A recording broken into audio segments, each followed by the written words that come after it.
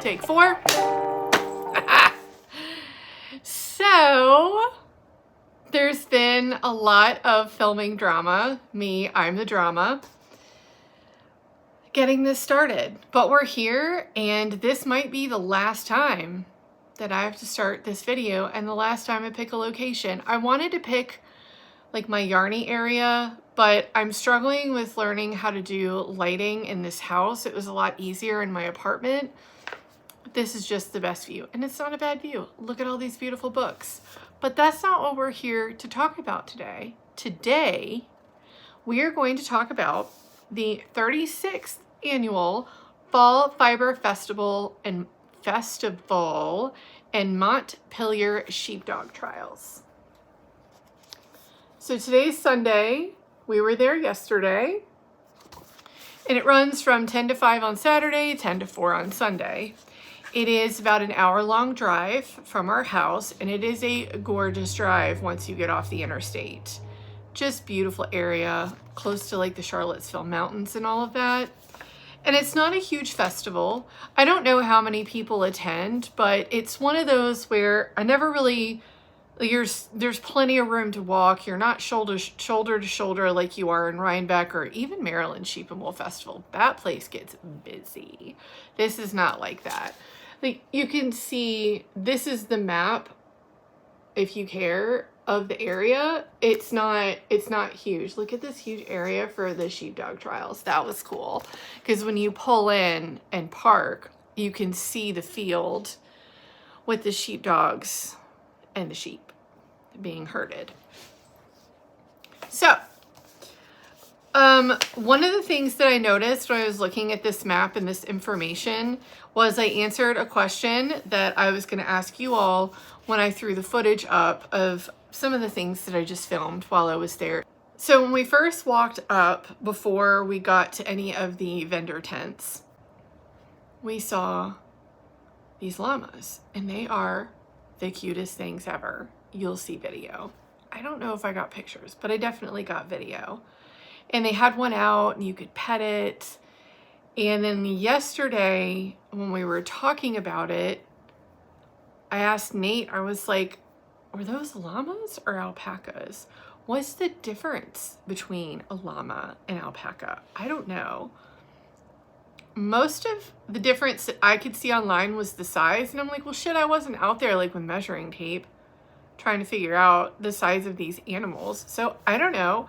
Well, it turns out, if I had just looked on the map, it was a llama tent. So that was really cool to see. They had them last year. I don't remember if I posted a video for this festival last year or not. If I did, it would have been on my other channel, or I just never posted it. I have no idea. So that was cool to see the llamas. I'm going to look at the map and my notes to make sure. So we got to see some llamas. I stopped off at the merch table first. Shit, I'm dropping stuff. Dropping things on the floor like nothing matters. It is pure anarchy today. But last year, moving on, last year I got a long sleeve t-shirt. It was very cute. I was wearing it last night. I thought about just having it on for the podcast or the sweatshirt that I bought, but it is 80 degrees outside and that is not happening. But I got this really nice canvas tote. I needed another tote, like I need another hole in my head, but Nate talked me into it and I got it. I just only now noticed, I was today years old when I realized there's a zipper right here. And there's a really nice zipper pouch. And this is heavy duty canvas too. Look at that logo. Isn't that so cute? They're so cute. They're all just hanging out, making music together. So I got that tote. And then I also got this hoodie with the same logo on it. And it's really wrinkled. It's wrinkled because I decided to wear it this morning to a farmer's market, and it was hot by the time I got there, and then it crumpled up and sat in the back of my car. So this is quality content today for all of you. One of the other things that they had set up was a tent from the Louisa County Historical Society, and it was all about the history of spinning.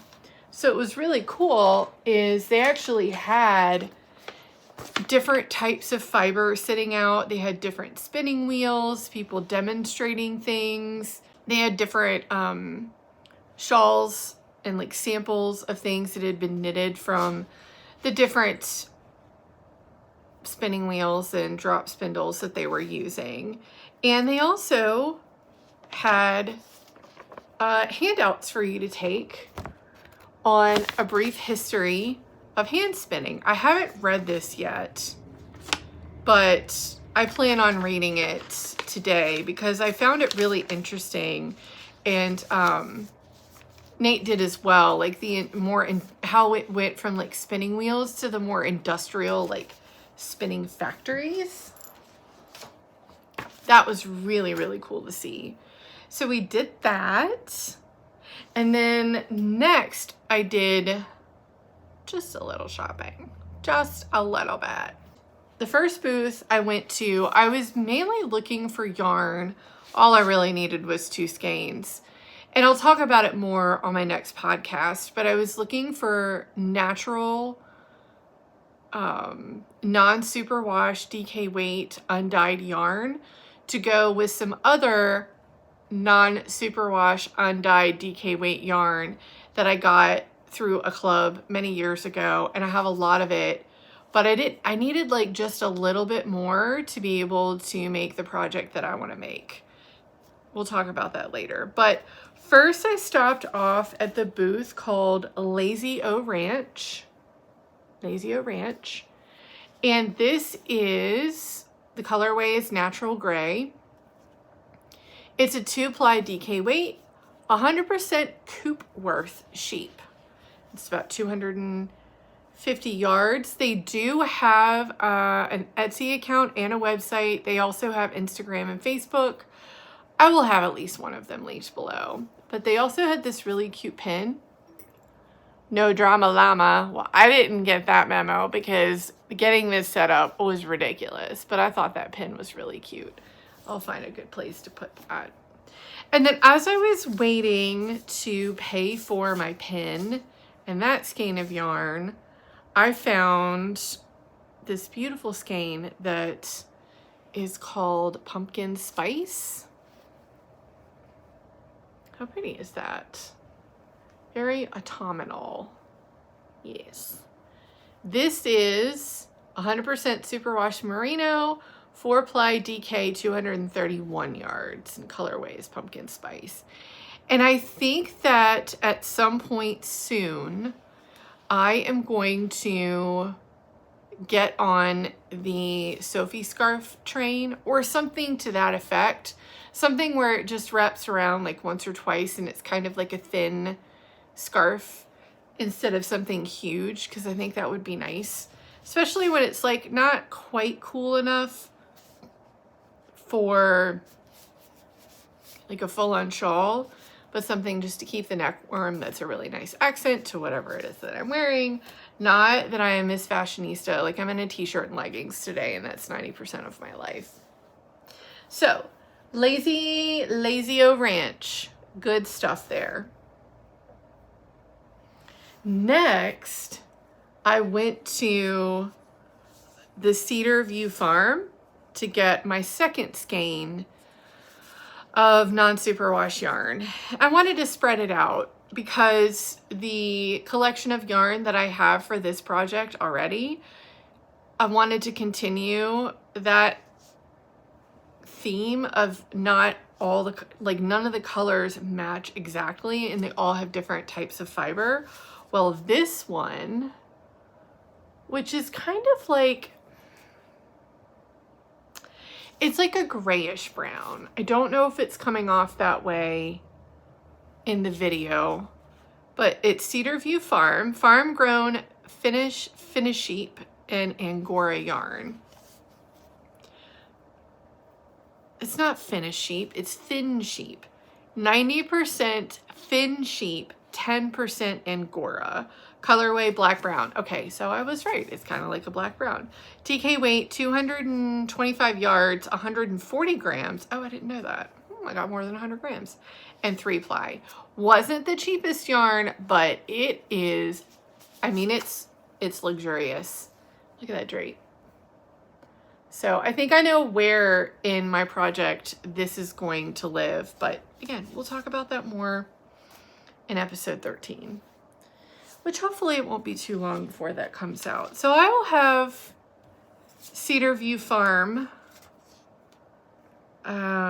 posted as well in the show notes. Everything will be below. Everything.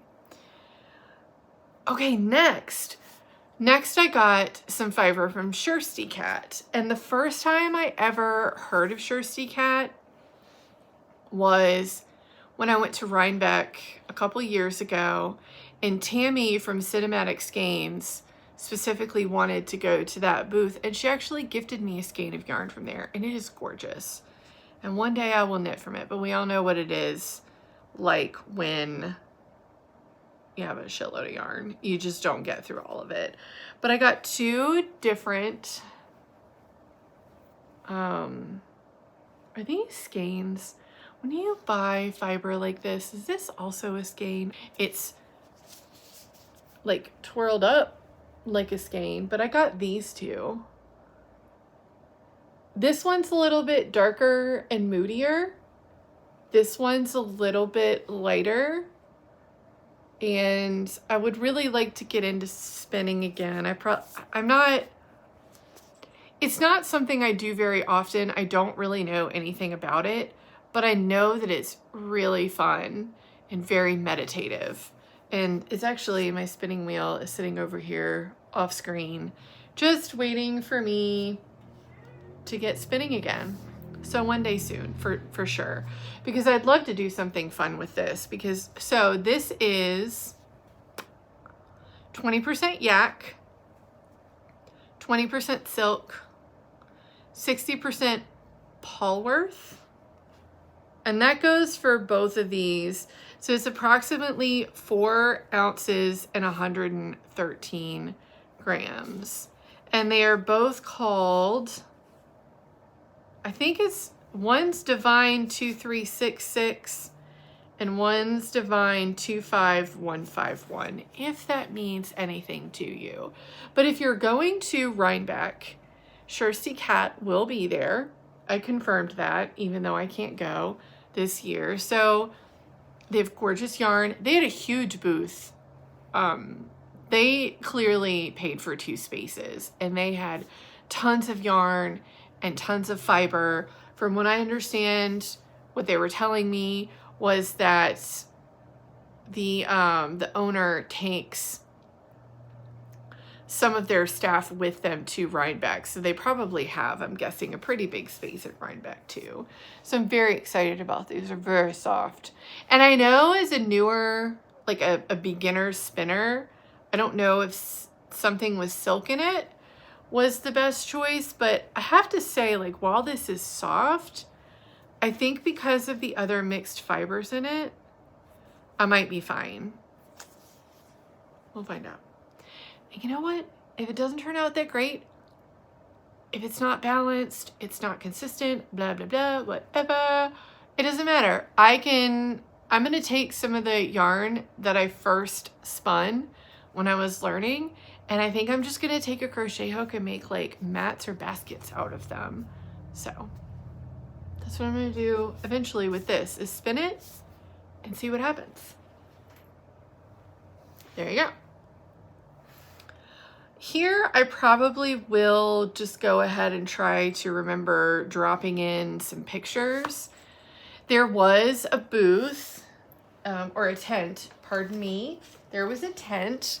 Let me see what it was actually called.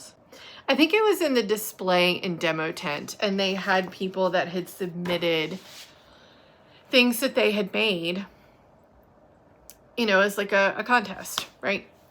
And there were some beautifully woven cotton towels and shawls. There was knitted shawls, there were crocheted shawls. There were, I'm trying to remember if there were any sweaters. I don't think that there were, but there was one person. I don't know if it was the same person or two different people. I would guess it was the same person, where they made these felted pictures that were stunning and unbelievably detailed. I mean, it was like they had painted with fiber. I don't know how else to explain it. Gorgeous, gorgeous stuff. And one of them, the horse one, had so many ribbons, and well deserved. I was blown away by the talent that I saw when I was there. Oh, so speaking of talent, I bought something from Patricia Stevenson. Her company is called Moon on the Mountain. Again, I will link her below. She's in Loudoun County, Virginia. Looks like she's just on Facebook, y'all. I don't even know how to begin with how much I loved her booth. And I wish I had seen her booth first, because I probably would have saved. I'm glad I got everything that I got, but I just wanted to buy so much from her booth. She had these scarves. I don't know what material they were, but they were still relatively thin, and she had like felted, kind of like almost like abstract kind of things on it. She had a really cool felted purse that had a little felted design on the front of it. She had these wreaths, like one had an owl on it. Her stuff was just gorgeous. So I ended up getting, I dropped it, this little lamb. He's so happy. Look at him. Hello. He's so cute. She had like a really dark chocolate brown one, and I wish I had gotten it. But this guy, look how happy he is. He's so happy. I had already spent so much money at that time. I was like, I need to just pick one. It'll be fine. So if you saw my last episode where I have my mantle decorated and it's got a Halloween fall feel to it, but some of those woodland creatures that are in there are probably going to stay up there year round. And he's another one where I'd like him to stay up there with all of them. And then I'll still decorate around the woodland creatures.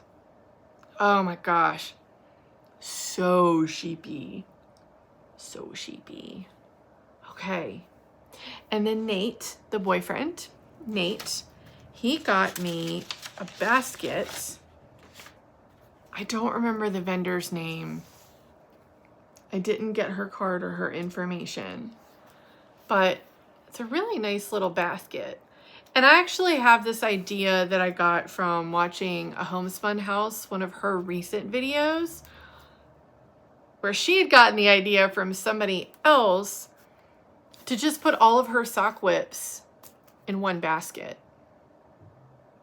And I might actually do that. Or at least the one, like my active sock whips. I think I might do it. I think that would be cool. I already have like baskets in the living room close to my side of the couch where some of my projects live. And I think it would just be nice to have them out so that I can see them. Or who knows, maybe this is what I will use when I am making my Sophie scarf. I have no idea, but all I know is, oh, I need to cut that off. Pretend that's not there.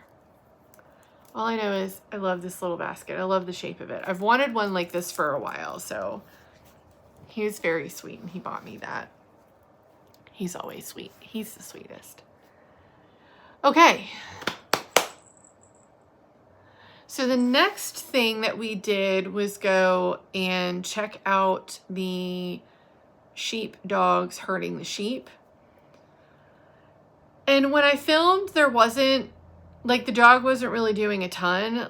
I don't know what sheep trials are for. Like, I don't know how they're judged. So I don't really know what was going on. It was kind of hard to zoom in without sacrificing video quality, which I had already felt like I struggled with in my last podcast, along with like the volume issue. Maybe nobody else noticed, but I noticed. So I was like, I'm just gonna film it from far away and put a very quick clip in there. But it was just so hot at that point. I was like, I'm just over it. Being in the tents, the vendor tents, was hotter than being outside. I don't like being hot. If it's over 70 degrees, it is too hot for me, which makes you wonder why I live where I live. And it's because I love my family. And that's kind of the only reason why. Anyway, so as we were walking out, I was like, let's just go ahead and go. Let's go get something to eat and head home. Because we wanted to do a couple things around the house yesterday when we got home. Yard work's awesome. Don't even get me started on yard work and how much I think grass is the biggest waste of time and money in the history of lawns. But Nate was like, are you sure you don't want to look around a little bit more? I was like, no, I'm fine. But then we were walking behind the vendors. You guys are going back towards the parking lot. And I saw this one booth and I had eyed it before, but there were so many people in there. I was like, I'm just going to keep going. I spent enough money. And then I look over and I'm like, you know what? Yeah, I'm going to walk over there real quick. I really want to see what's going on. So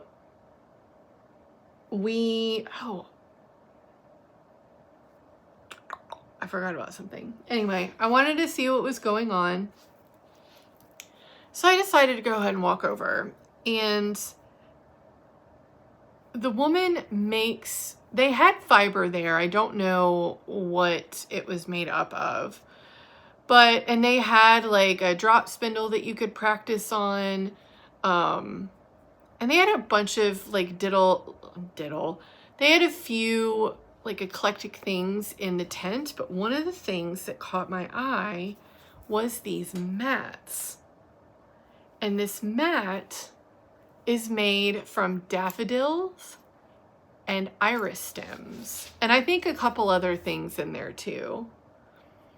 And I just thought that was the coolest thing, that she had woven this mat out of those things. Now, there's definitely yarn in here. Like it was attached, she uses yarn in the loom to be able to weave in all of these things. But it was just, I don't know, how cool is that?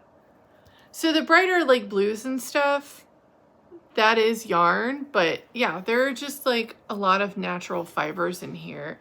And I thought it was so pretty.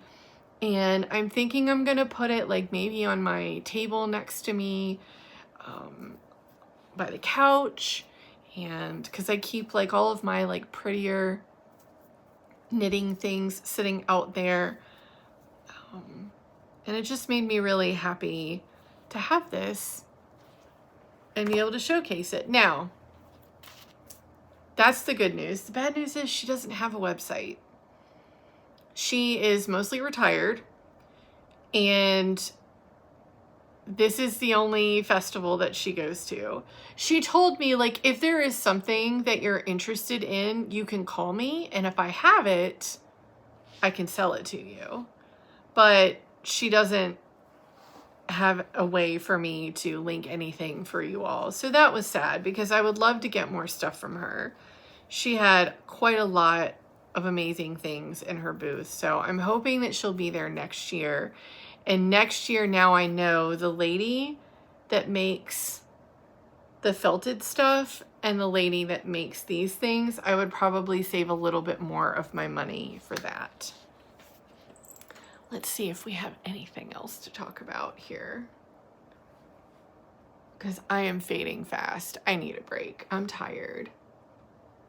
Before we went to go watch some of the sheepdog trials, there was a tent in the center of the fairgrounds. That's not fairgrounds, it's just a big field. Right here. and it's the animal exhibits tent. And this is where I think I got most of my footage, other than just the driving footage that I got. I wasn't driving, Nate was driving, so that I could take a little bit of video on the country roads. But we had so much fun in that tent. All the different kinds of sheep, everyone that was there from the different farms, they were so nice. They would talk to you about the sheep. There was one sheep in particular, his name was Joey. He was very friendly, and I got to boop him on the nose, and he would do this cute, like, almost nibbling thing with his lips, but not actually nibble on you. He was very friendly. But the one farm stand that I stopped by the longest, they're called Dragon Hill Farm, and they're a registered Shetland sheep and Nigerian dwarf goats farm. Oh my gosh. And their son-in-law and daughter were actually manning the booth yesterday. And the son-in-law was like, you know, just singing praises of his mother-in-law, and like if I was really interested in learning more. She gets very excited when other people get excited about her sheep, and he said that, you know, if I wanted to, I could probably go out there and have a tour of their property and the farm. And I think I could also contact her if I wanted to get a large amount, like buy a large amount of wool to spin. And I think she hand spin. They had some of her hand spun yarn on the table, and it was gorgeous. So my plan is to contact her and eventually see if I can't go out there one day for like a little field trip, learn more about the farm and the animals, and buy some wool from her. And then specifically for a project, which means I need to practice my spinning more, and then like make a sweater or something out of the yarn that I spin from the fiber from her farm. And I was told that springtime is the best time to go because there are a bunch of baby miniature goats running around. Who doesn't want to see that? Who doesn't want to see that? I want to see that. So that was really all that we did as far as the festival. Actually, it sounds kind of like a lot, but we were only there for about an hour and a half. If it had been like 10 degrees cooler, even 5 degrees cooler, I think I would have wanted to stay a little bit longer. But I was getting hungry. It was hot outside, and I'd spent too much money. It's like I didn't spend money on yarn for the most part, minus maybe an advent here or there, for like 2 years. And now all of a sudden I'm like making up for lost time. So after my last purchase of my really pretty little rug, we decided to head out. And we were going to try to find a restaurant close by, but there was a festival going on in the town closest, like the town that we had to drive through to get back home. And so I said, forget that. Let's get out of the busy area before we go and find food. So that's what we did. Although we couldn't find anything close by that didn't like loop us around back going in the wrong direction towards home. So we did eventually find a restaurant, though. It was called Yaya's Cookbook, and it's an Asian street food restaurant, and it was really good, really good. I mean, in my head, I thought of at least 5 people that I wanted to take to this restaurant. Probably some of the best pad thai I've ever had. And I'm picky about my pad thai because I spent a good chunk of my adult life as a line cook, and part of that was making Asian food in woks, and I made pretty good pad thai there, but I also make it at home, and mine's pretty good. So this one was very tasty. So if you're in the area and you're looking for some really good Asian food, they had other things too. They had sushi, they had poke bowls. We got an sushi appetizer. It wasn't sushi, but it was on like the sushi side of the menu. It's like the sushi bar appetizers. It's called an avocado bomb. It was the bomb. It was the bomb. Taking it back to the early 2000s. It was the bomb. So anyway, and then we just came home and did yard work. Fun times. And then finished off the day watching Hocus Pocus because it is officially spooky season and the fall. And I always watch Hocus Pocus within like the first week of October to kind of kick the season off. So that was good. And that's all I have for you. I think this might be the recording area from now on. I might like hang up some shawls back here or something. I mean, you guys probably don't mind that the books are here, but I'm not a booktuber. Or maybe I'll figure out the lighting in the other room. I have no idea. The lighting is weird in this house. Because I noticed in my last podcast that the lighting was a little too subtle, like on a gray day. And I don't think it looked that great. So that's okay. People watched anyway. My friends enjoyed it. That's what matters. I hope that if you are going to Rhinebeck, you have a really great time. There are a lot of great videos and posts out there on Instagram and probably Facebook talking about how to do Rhinebeck right. I highly suggest watching those because you will have a better experience if you prepare at least a little bit beforehand. I'm not one that does a ton of preparation for trips. Like I'll have my wish list of things I would like to do, but I also like to go somewhere and kind of like figure it out on the fly. I don't know if Rhinebeck is the place you want to do that. I would say even try getting out of Rhinebeck, New York a little bit for restaurants because they'll be packed if you go out to eat the nights that you're there. And if you're not going to Rhinebeck, I highly suggest you just search for fiber festivals near me. I had forgotten that the Montpelier Fiber Festival was at the beginning of October. And I just so happened to be like, you know, if I can't go to Rhinebeck this year, I at least want to go to one fiber festival this year. So I just typed in fiber festivals near me. And it reminded me that this was this weekend. And on a whim, we were like, let's just go. And we went. And I wouldn't say it got the bug totally out of me because there is something about going to Maryland Sheep and Wool and going to Rhinebeck where there's just a little bit more opportunity to kind of sit and hang out with your knitting friends and do things that way. So maybe I need to find a knitting group. I know one person that has told me about theirs, and I might start doing that at least once a month. But it definitely scratched the itch a little bit, I guess is what I'm saying. And so I highly suggest that if you haven't ever gone to a fiber festival, you check one out. I think it's good to at least have an idea of what you want to shop for, unless you're okay with going and just buying a bunch of random shit.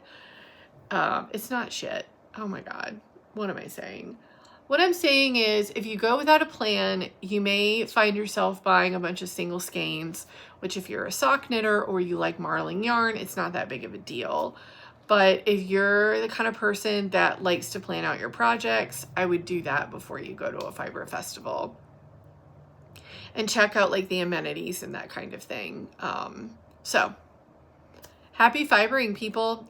I am going to stop rambling at the end of this video. I hope you all had a wonderful weekend. I can't believe I recorded this soon after my last one. Wish me luck with editing and happy fall. Bye.